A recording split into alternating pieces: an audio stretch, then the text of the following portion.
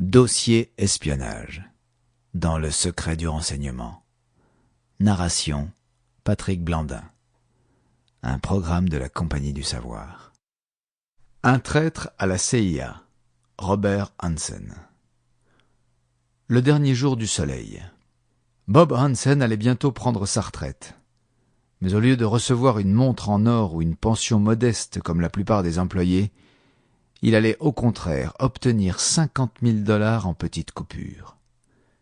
5 semaines plus tard, il prendrait sa retraite comme simple agent du FBI. Son principal travail fut de monnayer des secrets américains pour les Russes.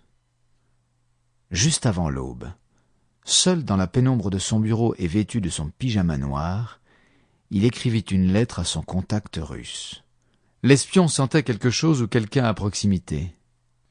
Il avait commencé à supposer que sa Ford Taurus ait pu être mise sur écoute.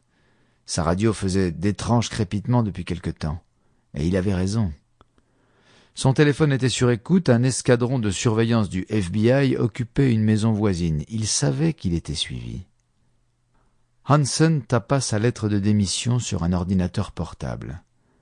Il l'avait cryptée et copiée sur un disque dur, puis l'avait fait livrer pour la fin de l'après-midi. Messieurs, je vous remercie de votre aide pendant toutes ces années. Il semble cependant que ma contribution ne vous soit plus d'une grande utilité et touche à sa fin. Par conséquent, j'ai pris la décision de quitter le service actif. J'ai été promu à un poste supérieur qui ne me donne plus d'accès régulier aux informations du programme de contre-espionnage. En outre, il semble que mon véhicule et mon domicile soient sur écoute. Quelque chose a réveillé le tigre endormi. Peut-être êtes-vous déjà au courant. Je reprendrai contact l'année prochaine, même heure, même endroit, en souhaitant que les circonstances soient plus favorables. Votre ami, Ramon Garcia. Ramon Garcia était un de ses noms de code. Il pensait qu'il avait fait preuve de prudence, ne jamais donner son vrai nom et ne pas rencontrer de membres du KGB. Malheureusement, ça n'avait pas suffi. Sa plus grande erreur avait été de laisser ses empreintes digitales sur des sacs à ordures en plastique dans lesquels il avait livré des secrets d'État.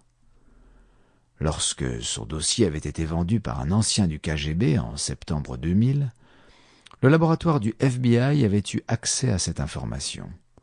Étonnamment, les Russes avaient gardé les sacs et permis ainsi de retrouver sa trace. Son destin était scellé. Un ami de Bob Hansen, Jack Hoshauer, lui rendit visite ce week-end dans sa maison de Virginie du Nord. Le dimanche, il alla à l'église accompagné de la grande famille de Bob. Il avait eu 6 enfants, dont 2 seulement, Lisa et Greg, vivaient encore avec lui. Les 4 autres étaient soit mariés, soit à l'université. Les membres de la famille Hansen étaient catholiques conservateurs. Ils appartenaient à l'Opus Dei, une faction discrète mais puissante du catholicisme que beaucoup comparent à une secte. La famille Hansen a toujours affiché des convictions conservatrices, arborant des autocollants anti-avortement sur le véhicule familial et participant à des salons sur les armes à feu. Bob collectionnait les armes. Il en possédait 14 rien que chez lui, allant d'un fusil semi-automatique Uzi au Walter PPK. Hansen possédait 2 exemplaires du fameux Walter PPK, son arme favorite, pistolet mythique de James Bond, dont il était un grand fan. Malgré un conservatisme affiché, Hansen et Hoshauer, amis depuis le lycée à Chicago, avaient eu ensemble des pratiques inavouables. En effet, Bob avait, à l'époque, pris des photos dénudées de Bonnie, sa femme, et les avait postées à Hoshauer, alors qu'il était militaire au Vietnam. Des années plus tard, il avait caché une caméra miniature dans sa chambre pour se filmer en train de faire l'amour avec Bonnie. Hoshauer et Bob avaient visionné le film ensemble dans le cocon familial. Au sortir de l'église, Hansen avait troqué son costume noir pour un chandail à col Sample complete. Ready to continue?